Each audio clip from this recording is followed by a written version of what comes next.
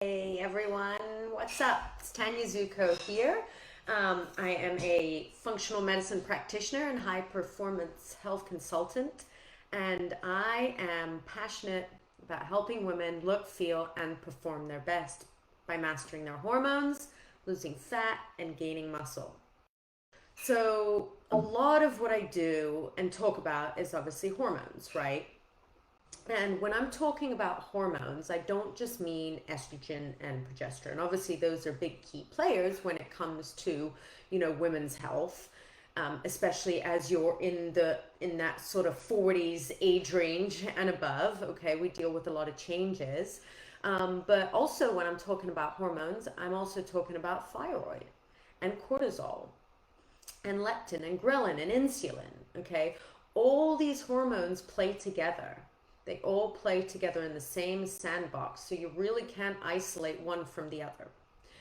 But everyone can experience, obviously, different hormone disruptions as a cause of certain symptoms that they're having or inability to lose weight, for example.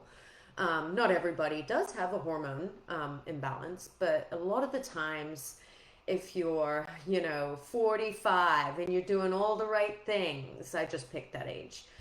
You're 40 plus, you're doing all the right things. You think you eat this really good diet, you're exercising, you're getting, as much sleep as you can, because I know you're busy navigating your busy life. And you're told everything is normal. And yet, it's like, what's going on? Is it just part of aging? Oftentimes it's not. Again, getting back to oftentimes there's some sort of chemical hormone imbalance going on. So that's where my detective work comes in. We look to figure out, is that indeed the case? If it is, what exactly is your particular situation and what are we going to do about it? And there's different things we can do that we do. Again, when I'm working with clients, I'm always looking at the client. We're not just trying to treat symptoms. So we're digging deep. We're trying to find out what is the root cause. Are there nutritional factors that we can change? Probably so.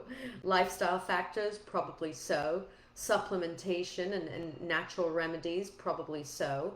And then if it does come to the need for, natural hormone replacement therapy, that's an option too.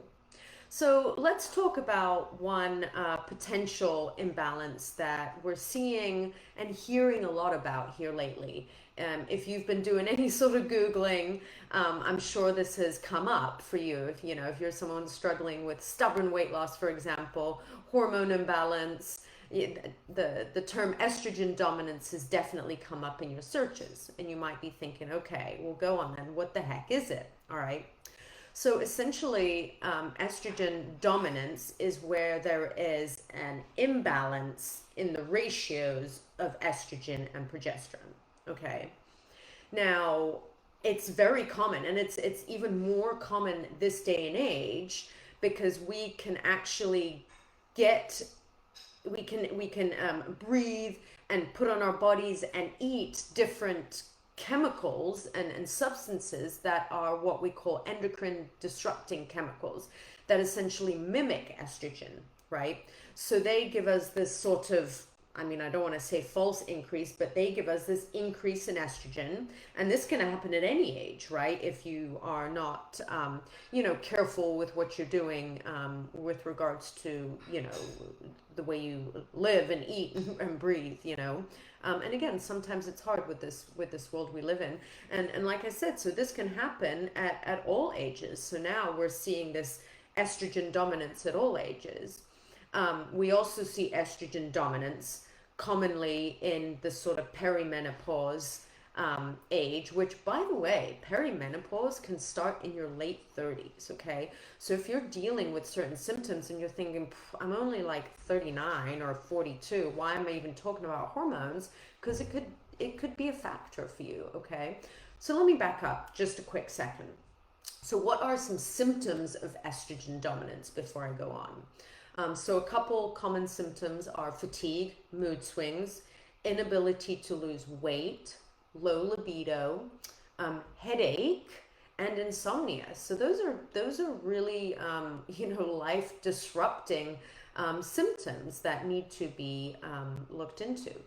So, okay, going back to the estrogen dominance, right? So again, you can create this estrogen dominance by, just because of the crazy world we live in, and the toxic things in our environment that we eat, lather on our bodies, and breathe.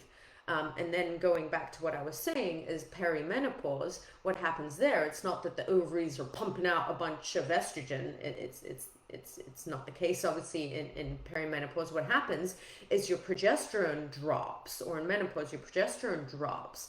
And so an estrogen drops at a lower rate than progesterone does. So we see, again, this estrogen dominance. So why do we see these symptoms with estrogen dominance? Well, I'll talk more in future videos about the importances and what these different hormones do. But again, they all play in this sandbox together.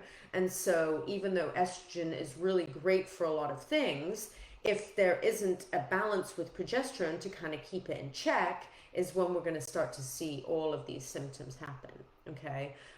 So if you are experiencing any of these symptoms, and again, you're someone who has been told everything is normal and you're doing all the right things, I definitely want to encourage you to not settle, to look into it, speak with somebody about getting some hormone testing to find out, really where you stand and what you can potentially do about it. So anyways, thank you guys so much for listening. I really appreciate it. I know I'm new to doing all these live videos, but I'm really excited to be getting on here, and would love any feedback, would love to answer any questions that you might have. And if you think this would be helpful for anyone, definitely please share it.